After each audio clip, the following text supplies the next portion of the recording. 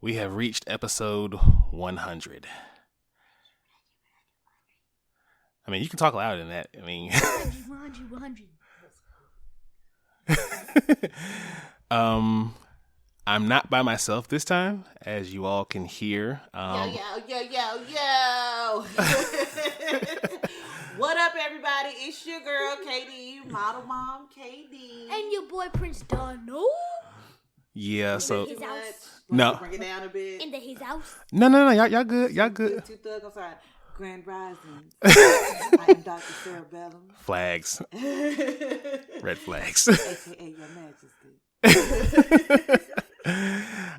This is the centennial episode of DYSG, and I just want to bring along the two people who have just been along with me from the very beginning, and we're going to bring this pod episode together.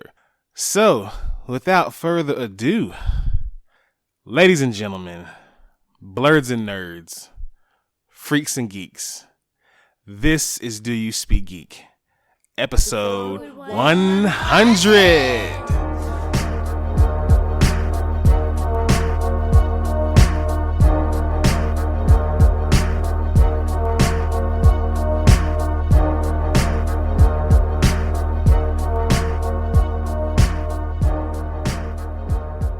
Welcome to the ride, everybody. This is DYSG. I am your host, Nix.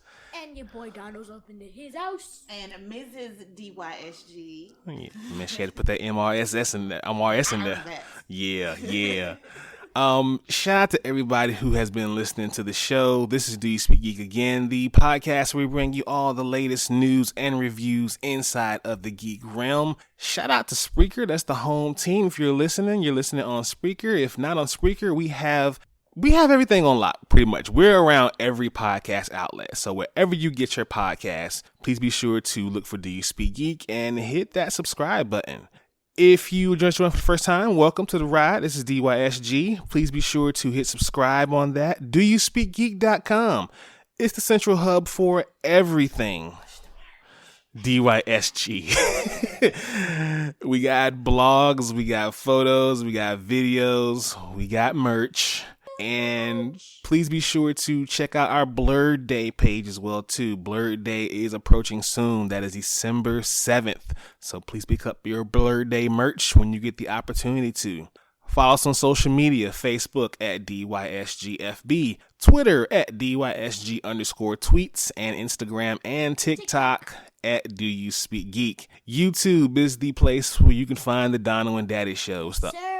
So please be sure to like, subscribe, And Hulk smash that bell for all notifications and leave comments. We want to know what you guys think. All right, people, let's get into this centennial episode of DYSG. Let's do what we do about this time. Let's speak geek. Yes, sir. Suit up. I wanna be the very best. Talk nerdy to me.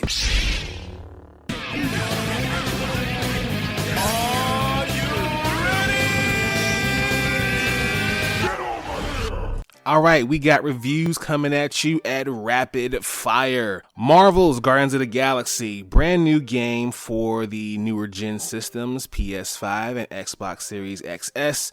Yet another convincing example of how fun a linear, no-frills single-player campaign can be.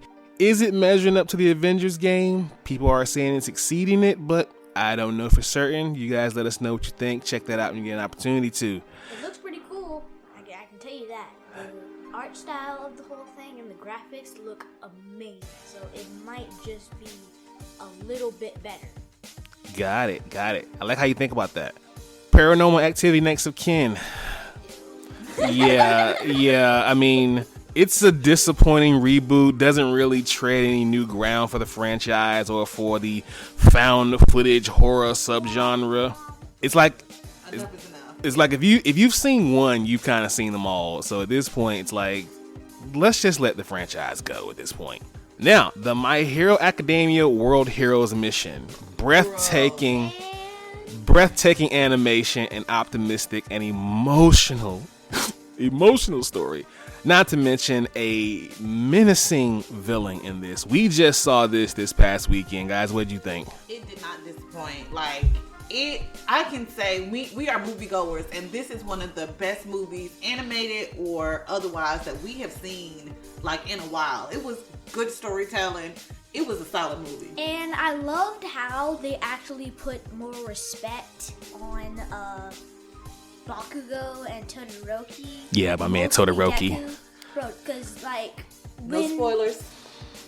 You know what? Nah, if you haven't seen the movie, it's too bad. Go see it. Like, Please go see that movie. go to the movie. It's worth going to see it in theaters. Don't wait till it gets, where you can buy it on DVD. With all the action and everything, go see it on the big screen. Yeah, just be safe when you go up in there, though. They put so much respect on Bakugo when... No spoilers. If you haven't seen the movie, it's not my problem. Hey, let people go see the movie, all right? Calm down. God Age of Empires 4, an enjoyable RTS throwback that often played too safe, but excels when it doesn't. So if you're a fan of the RTS, Age of Empires, if you're a PC player, if you've been following the series thus far, this one is going to be kind of your lane, but if not, I wouldn't start here. Now, the Google Pixel 6 Pro, from what I understand, this is the perfect phone. Everything you could want in a high-end smartphone, from a big 120Hz screen, stellar performance, long battery life, great cameras, and a reasonably priced under a G, $899. I can speak on, I have 4? Yeah, you had a 4. I had a 4, and I had it for almost 2 years. Like, that phone made me switch from iPhone to Android. I'm back to iPhone now, but anyway. But it is such a good phone, and if you deal with Google Docs at work, like I do, everything is so easy. Your Gmail, everything. The pictures are amazing. So it is. If you're looking for a new phone, everything doesn't have to be iPhone, but don't tell Apple I said that. All right, 4400, a tiny budget, just clunky dialogue.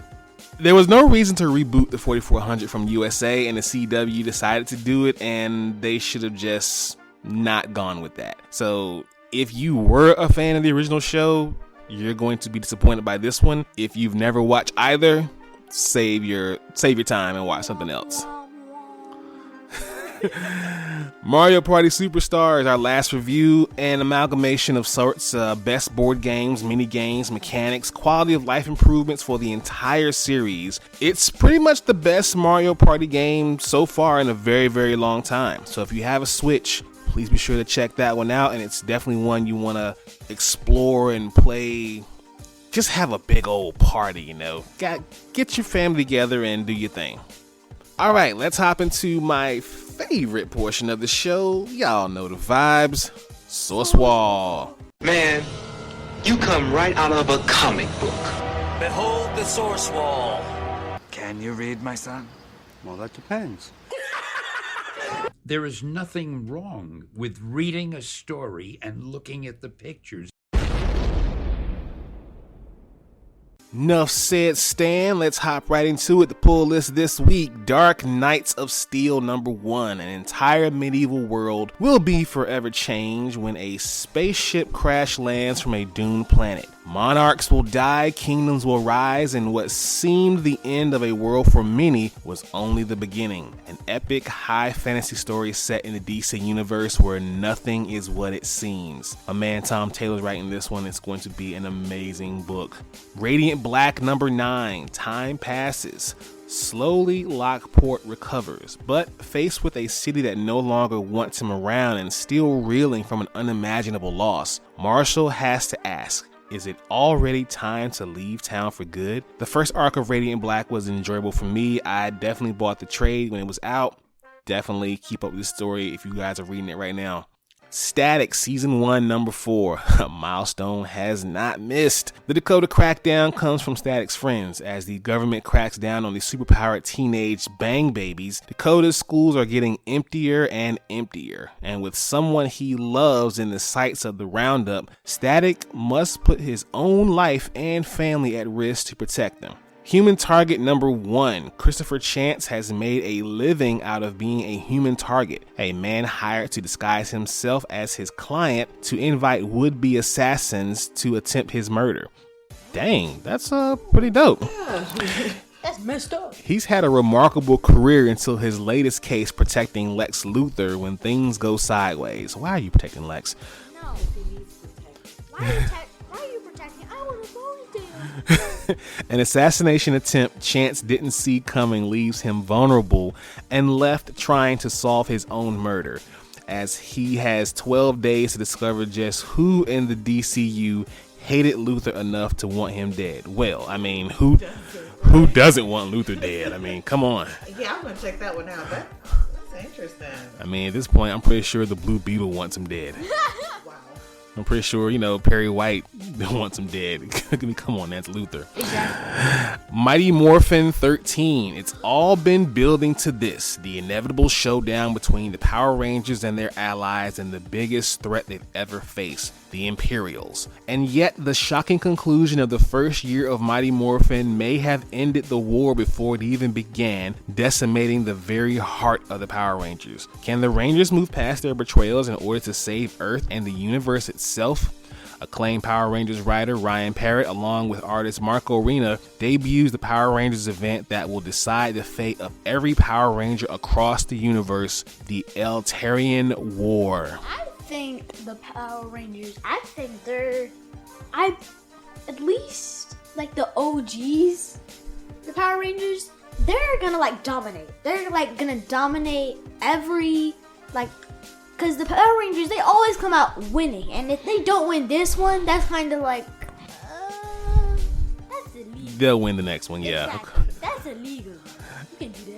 All right, and the last pick for Source Wall, The Thing, number 1. The next big thing begins here. Renowned storyteller Walter Mosley brings his signature style to a sweeping saga of Yancey Street's favorite son that will range from the urban sprawl of the back alleys of Manhattan to the farthest reaches of the cosmos itself. A lonely evening and a chance encounter, or is it, sends Ben Grimm embarking on a sojourner that will have him encountering and baffling both figures old and new.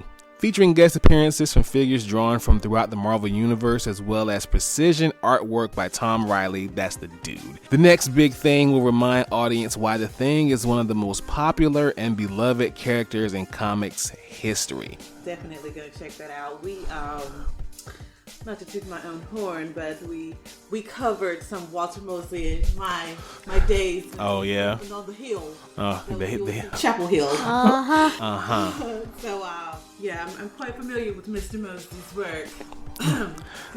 Okay, well, I'm just interested to see if the Thing is gonna have some clobbering time going on up in this book. But for all of those books, please be sure to pick those up at your local comic book store this Wednesday. Now, for Source Wall News, Marvel teases a new Iron Fist mystery. Now, Marvel said that Iron Fist would be no more this past week, and now they're teasing another character to take up the mantle. The image of Danny Rand walking away from his costume in a trash can was all over social media. As you all know, that's a little cheeky nod to Amazing Spider-Man's 50th by John Romita. Classic cover where he's walking away from his suit, kind of giving it up. This February of next year, they will bring a new version of Iron Fist. The only question now is, who is that person? A lot of guesses, but nothing is certain at this point. The MCU fans are also getting in on speculation because retooling like this can sometimes tip off larger plans for characters on the big screen. We all remember Netflix Defenders characters were getting their moment in the sun, and then it was taken away from them. Still mad about that. But it would seem as though their adventures won't directly continue in the MCU, but there could be larger plans here. So, what do you guys think? Who's gonna be the new Iron Fist? Any guesses? Do you have any? Maybe Shang-Chi because of the popularity he's getting now. Maybe even they could bring, I don't know, maybe an unknown. Who knows? But I'm definitely interested to see what they're going to do in February for the Iron Fist. If it's going to make me read Iron Fist, I am in. Now, see, that's kind of OP what you said. Shang-Chi as the Iron Fist. It is, but I mean, that's my pick, though. I mean, it would be OP. It would be. That would be like the most OP. Especially if you give him the 10 rings and the Iron Fist power of Kunlun. He's the Iron... Yeah. He would dominate. He could be like a god. Yeah, it would take Thanos to take him down at that point. It would take Thanos. Snatch those those fanny rings. But like that. And done. All right, y'all, let's watch this. Watch this, y'all.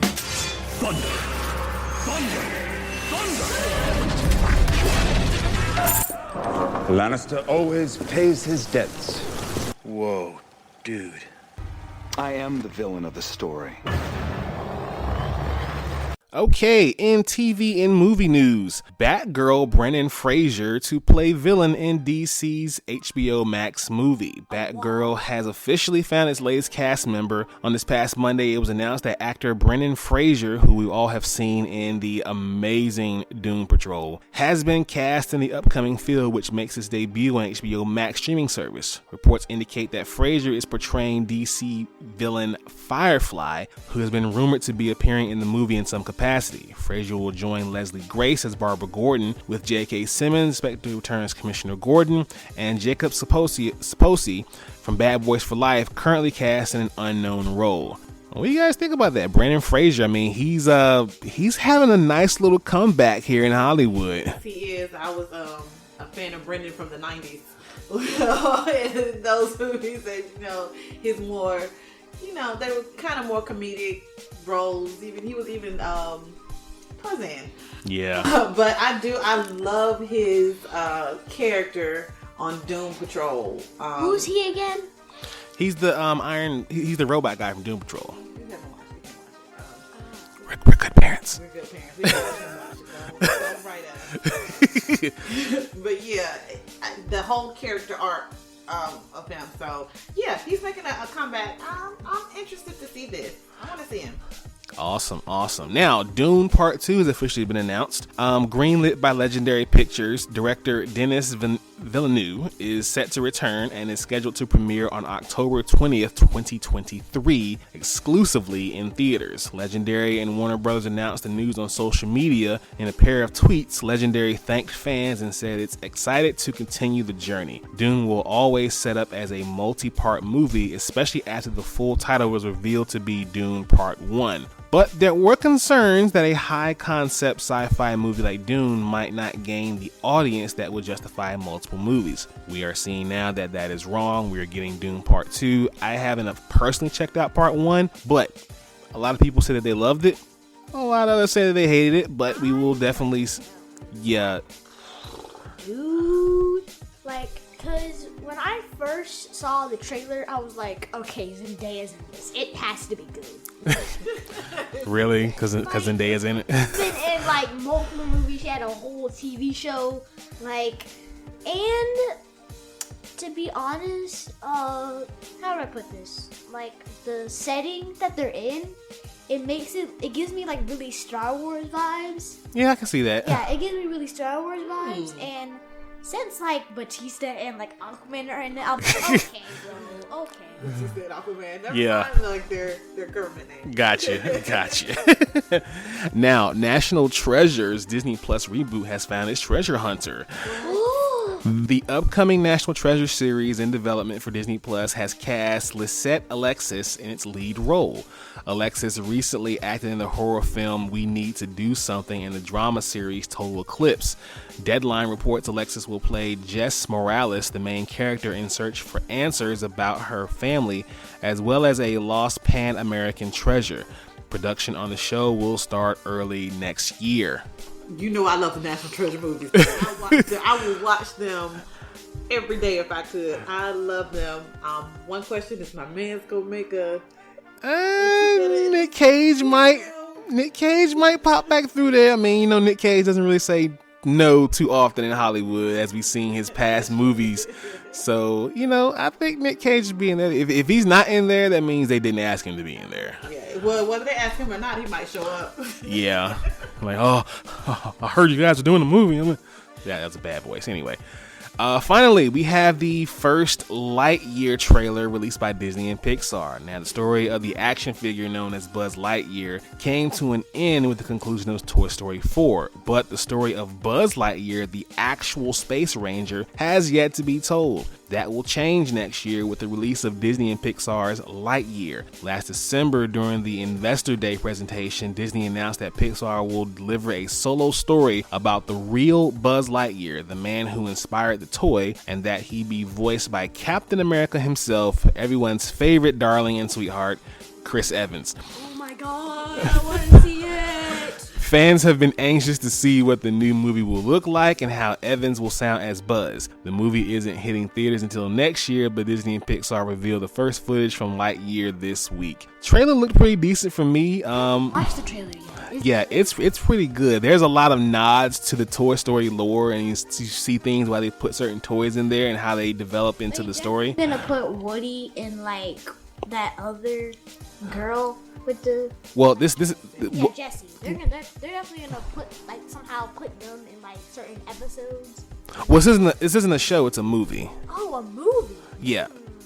And if they pepper in Woody, it may be like a nod to just the toy or something like that. But this movie is pretty much all about like the real character Buzz Lightyear. If it's Disney Pixar, it's gonna be Easter eggs in there. Oh yeah, they're gonna put Easter eggs all over this thing. I just want to give you all a warning. Remember that with the first Toy Story, those people were actually Andy's age in the beginning. So like those people from the first Toy Story to now, they are like 20 and 21. So small kids make room. These people are going to be here. They want to see Buzz just as bad as you do. Yeah. Dude, I want to see that movie so bad. And that Chris Evans is voicing Buzz Lightyear is the most awesomest thing I've ever heard in a while. Like, Yeah. It's Captain America, but he's voicing as Buzz Lightyear. How do you do that? Well, we're going to see next year. Let's hop into Home Life. Peace, love, and video games! It's on like Donkey Kong.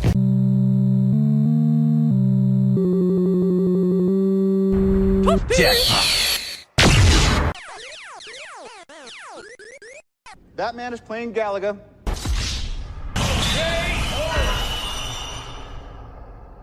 Alright gamers, Samsung is developing a new cloud platform. It's announced during its developing a new cloud platform for smart TVs. Wow, okay, for TVs.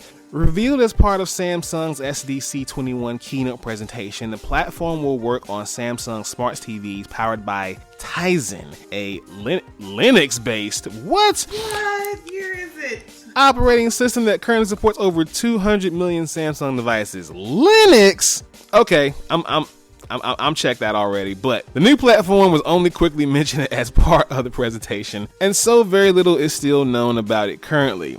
Quote, to diversify your game selection on Samsung Smart TVs, we are developing a new cloud gaming platform, said Youngjae Kim, Samsung's senior vice president of visual display software R&D. Quote, this means that soon you will be able to enjoy games without purchasing high-end hardware, and developers can easily apply Samsung Smart TV's seamless, immersive experience to new games. No examples of games developers were provided yet, but the mention of the platform being an alternative to high-end hardware games suggests that it is more in the realm of Stadia-style gaming rather than Android. But this thing is powered by Linux? I guess. What's Linux? See, exactly. I have my beefs with Linux, but I guess we'll hold off any reservations until I see what's going on. But if it means you don't have to buy any hardware and you can just play seamlessly with your remote control, bet I'm all for that. Now, Xbox is reportedly developing a Wu-Tang themed RPG. Now, for those of you who are not watching Wu-Tang American Saga on Hulu, you are losing in life. But Microsoft is reportedly developing a new video game based on the Wu-Tang Clan. That's right, the famous hip-hop group known as the RZA, the GZA, the Ghostface Killer, You God, Raekwon the Chef, Ghostface Killer, and I'm sorry, let me break it down. And more East Coast icons will feature heavily in the new RPG according to Windows Central. They are reporting that, reinforced by Game Beat's Jeff Grubb, who said on his video show that he understood the information is to be correct. The game, codenamed Shaolin, is reportedly in development at Brass Lion Entertainment, a newer studio that focuses on fictional universes that center on black, brown, and other traditionally marginalized characters, cultures, and stories. The studio was founded by Manveer Hare, lead designer on Mass Effect 3, Brina Dabby Smith, Def Jam Vendetta and Sleeping Dogs, and Rashad Reddick, artist on the Elder Scrolls Skyrim and Fallout 3. The studio lists its collaborators such as Grammy Award winner Just Blaze, who produced for Drake, Jay-Z, and Beyonce, and writer Evan Narcisse, Rise of the Black Panther, in addition to a long history of video game journalism. This game is going to be crazy. My only problem is that it is for Xbox only. Listen, I'm about to update my Christmas list. I want an Xbox for this game, okay? I'm not waiting until PlayStation jump on the boat, if they ever do, or if they ever can. Give me an Xbox B. I'm gonna play this Wu-Tang. Daddy, do the voice. I mean, you know, we all can get together, and you know, we can get an Xbox so we can play our brothers. That's my RZA voice from the show. Anyway, speaking of hip hop and video games, Dr. Dre is making new music for Grand Theft Auto. Now, via Snoop Dogg and Rolling Stone's podcast, music industry legend Dr. Dre is reportedly working on brand new music to be featured in Grand Theft Auto, but the question is, which one? There's the upcoming Grand Theft Auto trilogy, where it includes San Andreas and the other two games, Vice City and also Grand Theft Auto 3. Dre had already contributed tracks to the game that might be making a few more, yet another version of GTA 5 is coming to next-gen consoles. Yeah, they're still putting GTA 5 out for some reason. And that might also get a few beats from the veteran hitmaker. There's also GTA Online, which Dr. Dre had already been a part of as well. The rapper and music mogul had a cameo in the KO Paracoat heist on DLC. And let's not forget a little game tentatively known as GTA 6. Rockstar hasn't officially announced a brand new game for Grand Theft Auto yet, but it is safe to say they are working on it. So, Mr. Andre Young, what are you working on, my guy? Are we doing GTA 6? Are you working on something for this GTA Online? What are we doing here, sir? But whatever it is, if Dr. Dre's beats are involved, I cannot wait. Let's speak technical for a moment. Technically speaking, your technological advancements 1.21 gigawatts. Have you tried turning it off and on again? Okay, technically speaking, we talked about this last week, the renaming of Facebook's brand, and now it has found its new name. Shout out to Ron Artest. It is now being known as Meta.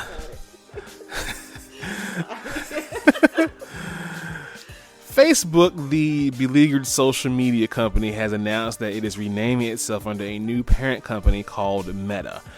It was reported earlier this month that Facebook was interested in rebranding itself in order to divorce itself from being seen as just a social media company. Instead, as founder Mark Zuckerberg spent an hour explaining, the company's big focus is the metaverse. This is why Facebook has appropriately renamed itself Meta, a company that will focus on the metaverse and other future technologies. Meanwhile, social media services like Facebook, Instagram, and WhatsApp will become brands under the Meta umbrella. So, for those of you thinking that your Facebook is now going to be called Meta, it's not. It will keep its name. Instagram is still Instagram. WhatsApp is still WhatsApp, but they are all under the umbrella of Meta. Sounds like a video game. It doesn't even sound like an actual app. So he's just expanding outside of social media. Yeah, it's kind of like with Google. You know, there's all kind of things they have with Google, but they're all under this one company called Alphabet. This is the same case here. But yeah, shout out to Ron Artest. You should probably look into the seeing why old Zuck stole your name there, buddy. Mark Zuckerberg, I feel like he's an alien. Like, he he doesn't. He looks weird. Yeah, old Zuck might be an alien, but he's an alien that apparently we all need right now. All right, that's our technically speaking news. Okay, you nerds, let's mark out. So what you gonna do?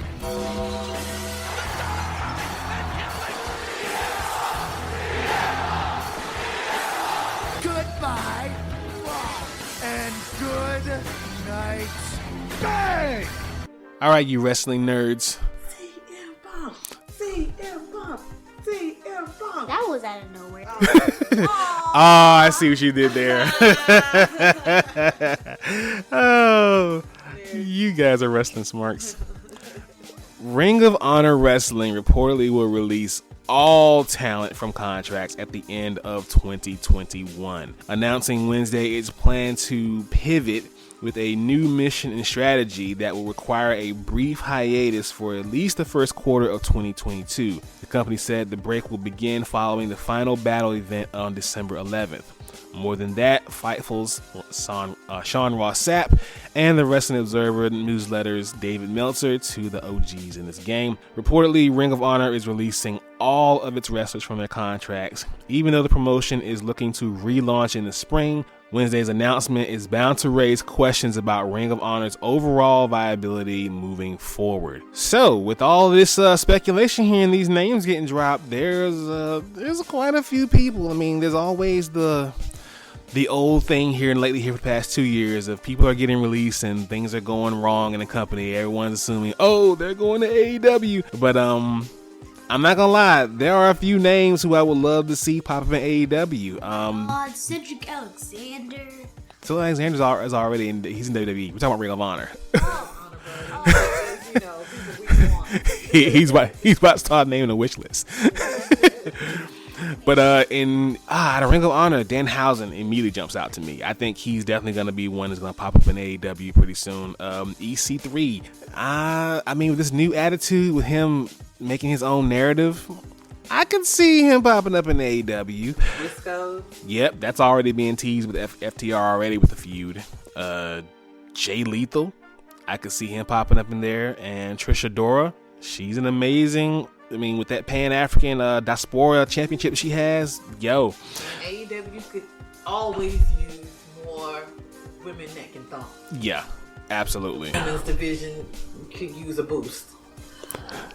So, yeah, let's see what Ring of Honor is going to do next year. Hopefully, they will hire new talent. Maybe some people who are out of contract and they're promising to come back. Or... who knows? They're just going to sit down for a year and probably go elsewhere. But this is very interesting to see what's going to happen come next year for Ring of Honor. All right, ladies and gentlemen, that is the pod. We're going to get out of here. Thank you all for listening. Please be sure to like this podcast, subscribe to this podcast. Let us know what you think about this podcast. Visit the website, doyouspeakgeek.com. Pick up some merch. Blur Day merch too. Follow us on social media, Facebook, Twitter, Instagram, and TikTok. Check out the YouTube channel. Like, subscribe to the videos there. As always, people, live to play to win to live. I speak geek. Do you speak geek?